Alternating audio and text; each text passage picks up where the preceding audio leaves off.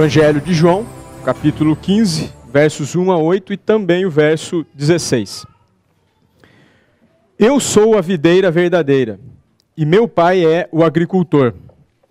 Todo ramo que estando em mim não dá fruto, ele corta, e todo o que dá fruto, ele poda, para que dê mais fruto ainda.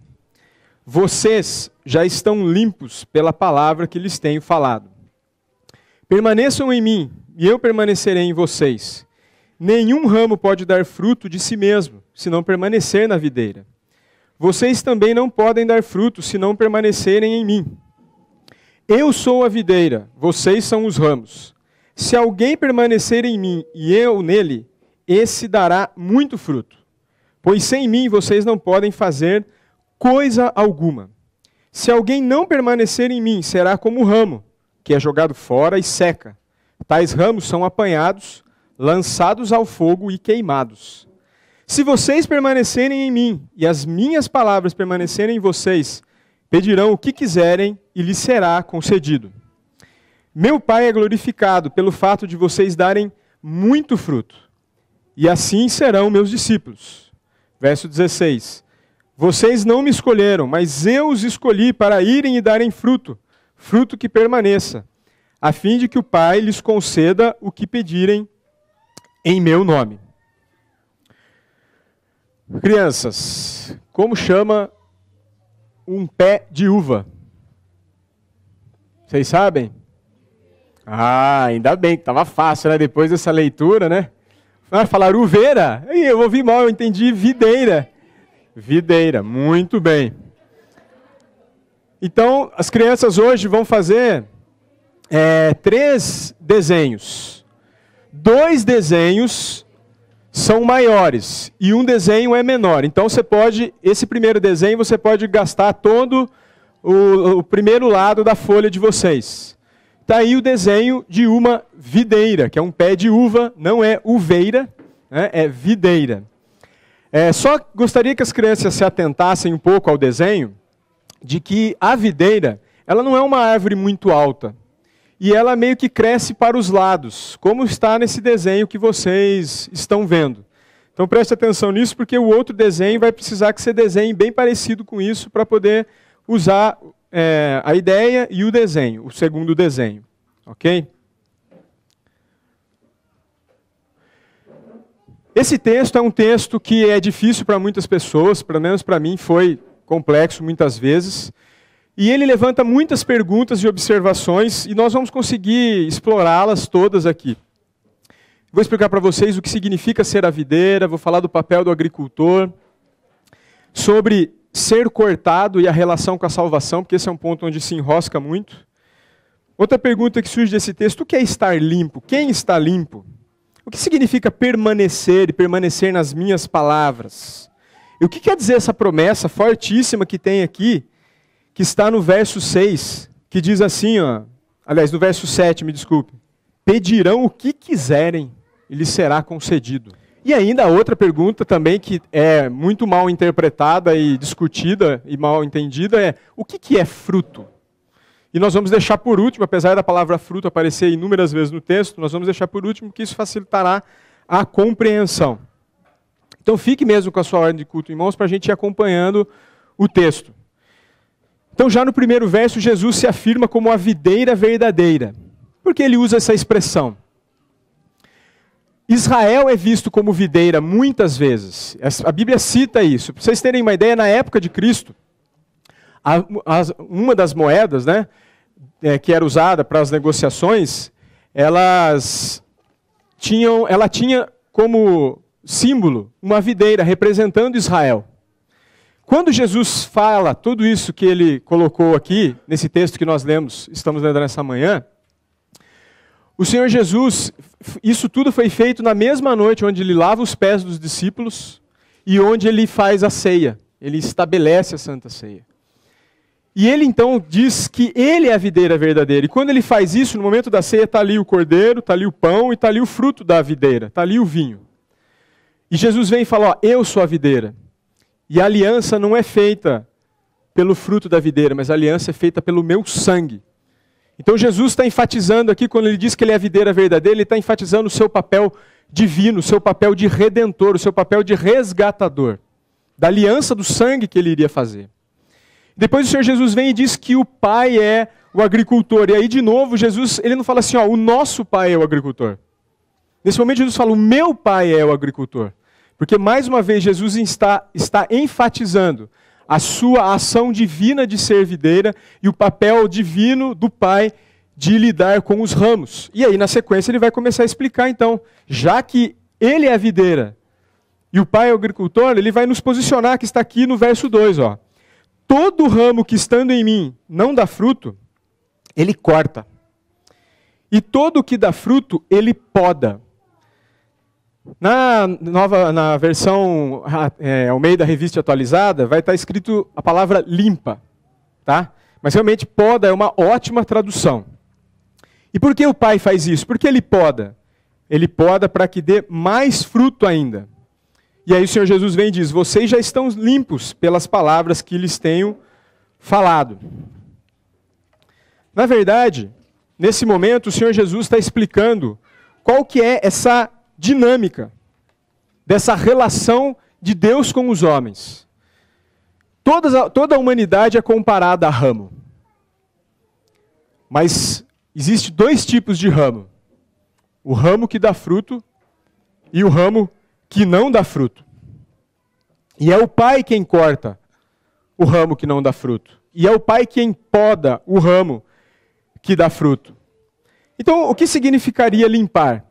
Num primeiro momento, esse limpar é a justificação. Uma das primeiras coisas, que é quando Deus, na sua misericórdia, vem e transforma o coração. Tanto é que isso já está afirmado no verso 16, que é o Senhor quem nos escolhe. Esse mesmo texto, o verso 16, né? Não foram vocês que me escolheram. Fui eu que escolhi vocês. Não está se referindo só aos discípulos, está se referindo a todas as pessoas que são os eleitos. Mas também, o limpar tem a ver com o processo da poda, que eu vou explicar melhor um pouquinho mais para frente para vocês. Uma coisa muito importante desse texto, não é a parte mais importante, mas nós vamos gastar um pouquinho de tempo nisso. Mas eu gostaria que você não se fixasse só nisso, que é o que acaba acontecendo com as pessoas. Muitos usam esse texto quando falam, aquele ramo que não dá fruto o Pai corta, está aí, está falando que uma pessoa então pode ser salva, e se ela não andar corretamente, ela pode deixar de ser salva. Muitos tentam defender que esse texto está falando sobre perda de salvação. Nós temos várias evidências de que isso não é verdade. Abra sua Bíblia em João 10, 28. Olha só o que diz lá em João 10, 28. Jesus falando sobre o que ele faz pelas suas ovelhas. Eu lhes dou a vida eterna, elas jamais perecerão, ninguém as poderá arrancar da minha mão. Outra promessa maravilhosa está lá em Efésios 1,13, onde diz que nós somos selados pelo Espírito Santo. E a palavra usada ali, para selar, é a mesma palavra usada para marcar um boi, para marcar um animal. Ora, depois que se queima um animal com ferro quente e marca ele, essa marca não sai mais. Está ali nele. Né? Então, a salvação é algo que Deus faz, e é algo que é irreversível. Jesus também promete em João 6, no verso 37, todo aquele que o Pai me dá, esse virá a mim, e o que vem a mim, de modo nenhum lançarei fora. João 6, 37, para as pessoas que gostam de anotar. Então lemos João 10, 28, citei Efésios 1, 23 e João 6, 37. Então certamente o texto não está falando sobre perda de salvação. Outro detalhe importante, então, dentro ainda desse raciocínio, para ajudar talvez você que ainda é mais novo aqui na igreja, está tentando adquirir um entendimento bíblico das coisas. Ora, se uma pessoa for salva porque ela permaneceu em obediência, ela foi salva porque ela obedeceu. E, portanto, ela foi salva pelo trabalho dela. E, portanto, não foi salva pela graça de Deus. E, portanto, está negando o sacrifício de Cristo, está negando que Ele é a videira verdadeira. Mas a Bíblia não fala que tem que perseverar? Sim, mas eu gostaria que vocês guardassem bem isso. Que quando a Bíblia fala de fruto, como nós vamos estudar aqui nesse texto, e quando a Bíblia fala de perseverar, perceba que isso é sinal da salvação. É consequência da salvação e não causa da salvação. Se você voltar um pouquinho para trás do texto bíblico de João 15 e abrir agora em João 13, vamos explorar um pouquinho mais o que significa estar limpo. Jesus ali tinha lavado os pés dos discípulos, ia lavar os pés dos discípulos, e isso já foi citado aqui em nossos estudos e cultos, que o Senhor Jesus, ao lavar o pé de Pedro, Pedro fala, Senhor, lava o corpo todo. E Jesus fala, não, vocês não precisam lavar todo o corpo, porque vocês já estão limpos. Mas nem todos estão limpos, ele diz. Respondeu Jesus, João 13:10. Quem já se banhou precisa apenas lavar os pés. Todo o seu corpo já está limpo. Vocês estão limpos, mas nem todos. A quem Jesus se referia? A Judas, os Iscariotes, o traidor. Estar limpo é ter recebido o contato da palavra. É ter recebido a palavra. E mais do que isso, é ter permanecido na palavra a ponto de dar fruto. É por isso que Judas foi cortado, porque ele não deu fruto. Pelo contrário, ele esteve com Jesus, esteve perto de Jesus e vendeu Jesus por moedas. E assim vendeu a sua alma. E então foi cortado. Há quem defenda, porque se você pegar outras versões e outras traduções, fala que o ramo que não dá fruto, ele levanta. Então, tem versão que traduz como ele poda, a versão que traduz como ele corta e como ele levanta. E já houve quem defendeu que então está se referindo aqui também ao processo de santificação. Por que eu não concordo com isso? Olha a continuidade do texto. Vamos ler agora de 4 a 7. Permaneçam em mim, e eu permanecerei em vocês. Nenhum ramo pode dar fruto de si mesmo se não permanecer na videira. Vocês também não podem dar fruto se não permanecerem em mim. Eu sou a videira, vocês são os ramos. Se alguém permanecer em mim e eu nele, esse dará muito fruto. Pois sem mim, vocês não podem fazer coisa alguma. Olha o que ele vai falar agora, relacionando o verso 2 com o verso 6. Olha o que ele faz com o ramo. Olha o que acontece com o ramo que não dá fruto. Se alguém não permanecer em mim, será como o ramo que é jogado fora. Ele seca.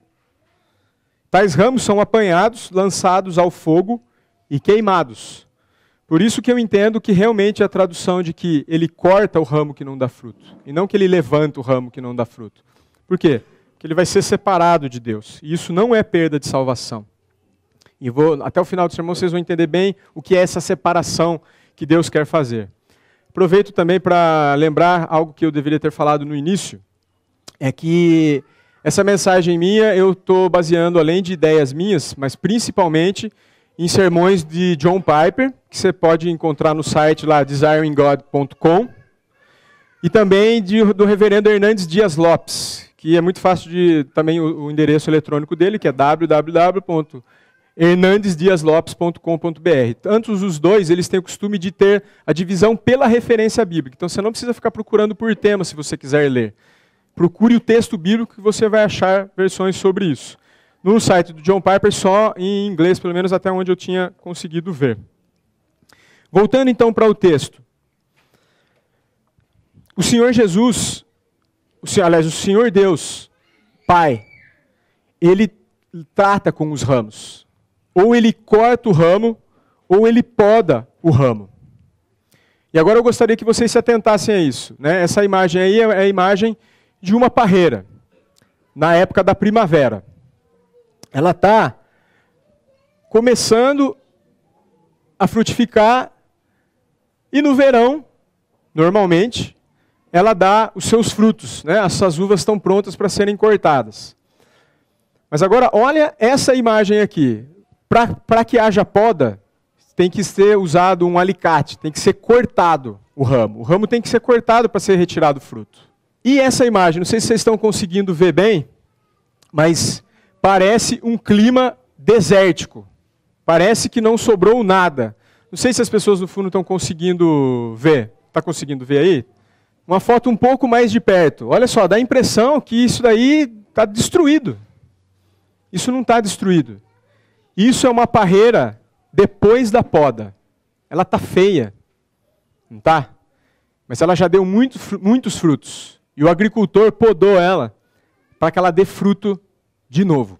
O simples contato com a palavra não torna a pessoa limpa, pois a palavra precisa permanecer no coração. Ela precisa produzir os efeitos planejados por Deus, que são os frutos, que é uma vida de oração, uma vida de piedade, uma vida de contemplar a Deus em todo momento. Que nós já deixamos claro aqui, mas não custa repetir, que contemplar a Deus a todo momento não é viver uma vida de só ler a Bíblia e vir à igreja, mas é conseguir pensar com a mente de Deus, pensar com a palavra de Deus em tudo que eu faço, tentar trazer para a minha vida o modo de agir de Deus, como o Anderson bem colocou na oração dele, confessando os nossos pecados aqui todos juntos. Então, ser limpo para dar mais fruto tem a ver com as provações. Isso é a poda.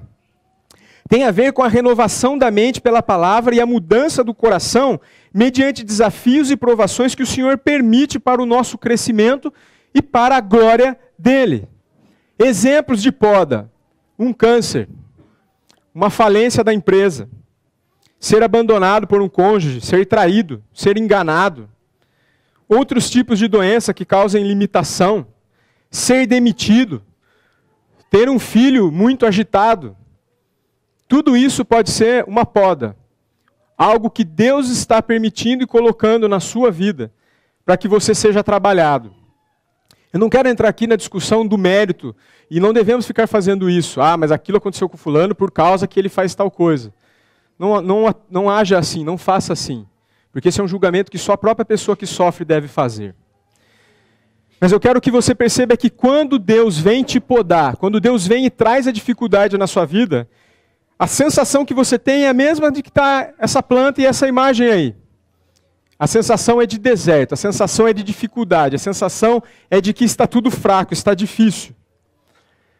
E a grande questão é que se você permanecer na palavra de Deus, como está aqui nos versos de 4 a 7, se você permanecer ouvindo, se você permanecer se atentando em Jesus, você vai começar a brotar de novo. E Deus vai fazer você dar os frutos que Ele planejou para você.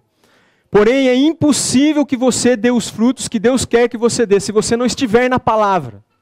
É por isso que Jesus vem e fala assim, ó, sem mim nada podeis fazer. É impossível fazer alguma coisa com Ele. E aí é que entra, se a gente fosse dividir em 2 blocos, esses 8 versos que nós lemos, esses primeiros 3 blocos, o primeiro bloco dos 3 versículos, seria Deus explicando, ó, eu vou agir assim com os seres humanos. Jesus é a videira frutífera. Propositadamente chamei de videira frutífera, e não a videira verdadeira. O Pai é o agricultor, a humanidade é os ramos. Deus vai lidar com todo mundo. A segunda parte é como é a dinâmica dos corações humanos. Esses corações só poderão dar frutos se permanecerem em Cristo. É isso que você vê, que a palavra permanecer aparece aqui 8 vezes. Verso 4, permanecer em mim e eu permanecerei em vós. Se o ramo não produzir fruto, se não permanecer na videira, não pode dar fruto. Se não permanecerdes em mim. Eu sou a videira, vós os ramos. Quem permanece em mim, eu nele, esse dá muito fruto. Se alguém não permanecer em mim, será lançado fora. A semelhança do ramo, e secará. Ele é lançado no fogo. Mas o que significaria Jesus permanecer? Jesus permanecer é fazer com que Jesus esteja em nós falando. Jesus não é um convidado quieto, calado, emudecido.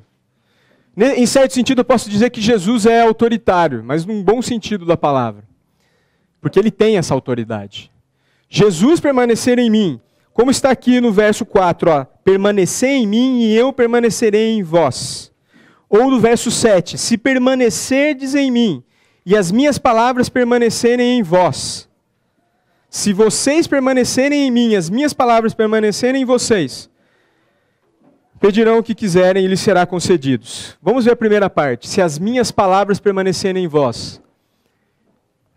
Se Jesus permanece em nós, sua visão das coisas permanece em nós. Se Jesus permanece em nós, as suas prioridades permanecem em nós.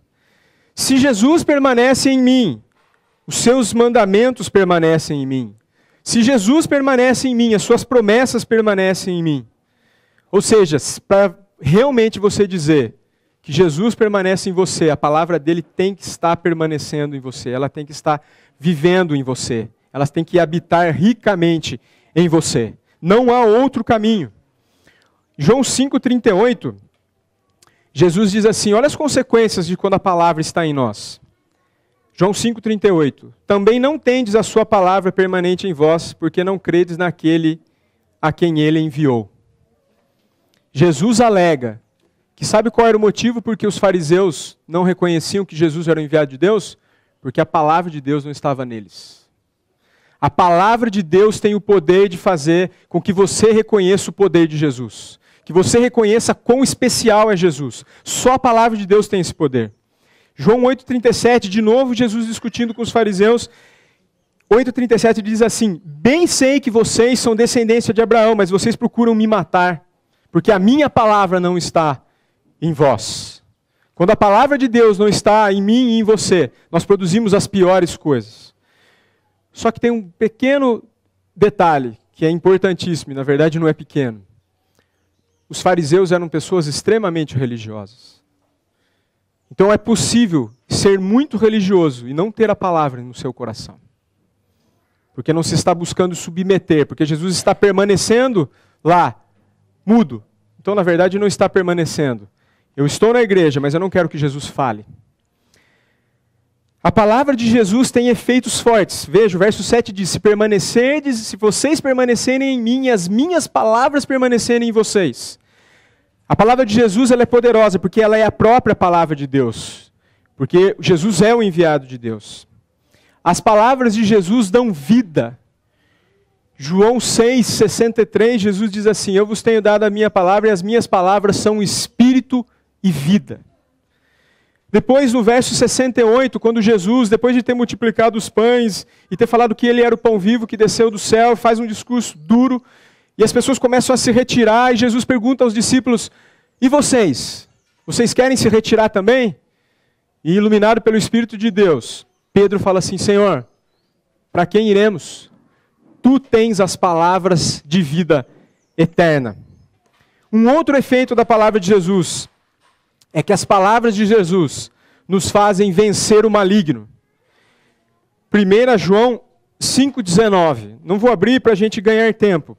Eu mesmo vou ler para vocês. 1 João 5,19. Note que eu estou usando só o Evangelho de João e o apóstolo João, depois as cartas. Sabemos que somos de Deus e que o mundo está no maligno. E 1 João 2,14. Jovens, eu vos escrevi porque vocês sois fortes. E a palavra de Deus permanece em vós, e vocês têm vencido o maligno. Quando a palavra de Deus permanece em nós, nós vencemos o diabo. Jesus é a videira. Jesus é o tronco, onde o galho precisa buscar seiva para frutificar. Quanto maior a conexão do ramo com o tronco, maior é a capacidade desse ramo produzir. A vida, a força, o vigor, a beleza e a fertilidade do ramo está na sua permanência no tronco.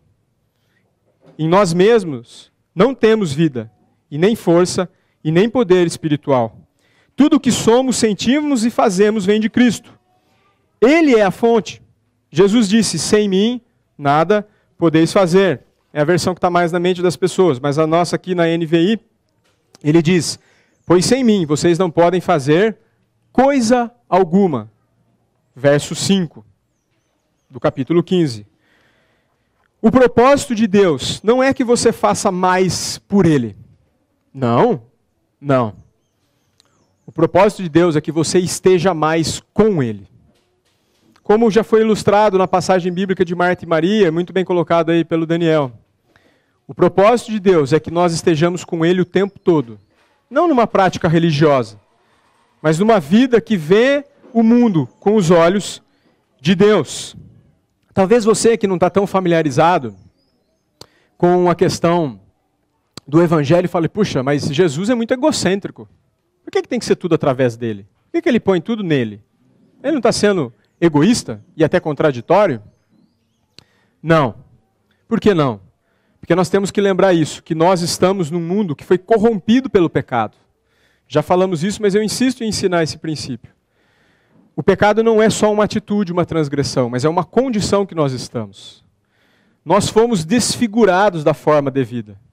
Nós não conseguimos enxergar as coisas como Deus quer naturalmente. E é por isso que é impossível, então, fazer a vontade de Deus naturalmente. É preciso permanecer em Cristo, é preciso que a palavra de Cristo permaneça em mim e em você, para que a gente possa fazer. Então é nesse sentido, primeiramente, que sem Ele nada podemos fazer. Mas se você se atentar de novo para o texto da liturgia também, o primeiro texto que nós lemos, literalmente nós não fazemos nada sem Jesus. Porque ele diz que o universo foi criado, o texto diz, por causa dele. Todas as coisas foram feitas por causa dele. E quer as pessoas reconheçam ou não, mesmo as pessoas mais incrédulas, nós estamos aqui hoje, nós só respiramos, esse mundo só existe por causa dele. E é por isso que no final dos tempos, todo joelho vai se dobrar e vai reconhecer que ele é o Senhor. Querendo ou não querendo. Jesus não é egocêntrico. Ele é o Criador desse universo e nos convida a estarmos nele, a nos enxertarmos nele, para produzirmos os frutos que farão a nossa vida melhor. A segunda parte do verso 7 é o seguinte: e pedirei o que quiserdes e vos será feito. Então esse verso 7 ele tem uma condição e um resultado. Se vocês permanecerem em mim e as minhas palavras permanecerem em vocês, vocês pedirão o que quiserem e será feito. Na verdade, isso traz um aspecto de que orar é dar fruto. Deus deu a oração para os seus discípulos, para dar a eles a alegria de dar frutos, enquanto Deus recebe a glória. Nisto, essa palavrinha do verso 7, se refere a essa glória de Deus.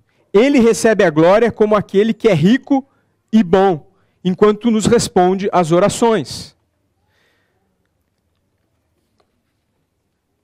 Ou seja, Deus recebe mais glória quando nós damos mais fruto, porque nós temos orado e Deus tem nos respondido.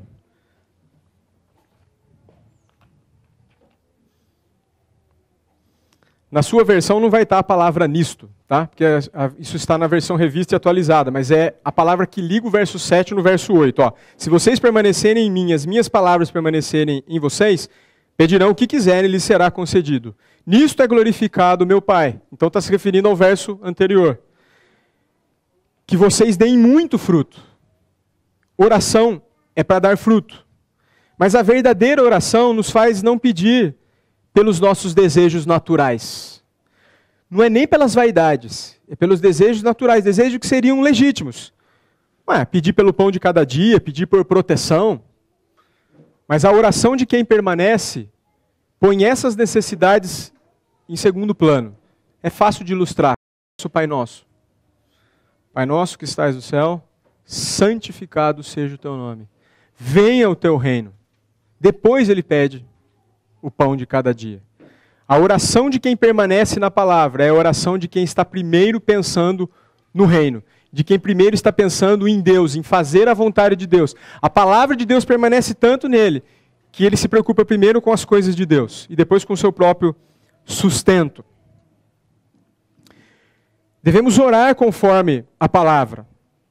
1 João 1,10 é aquele texto que diz que se dissermos que não temos pecado, estamos fazendo a Deus mentiroso e a palavra não está em nós.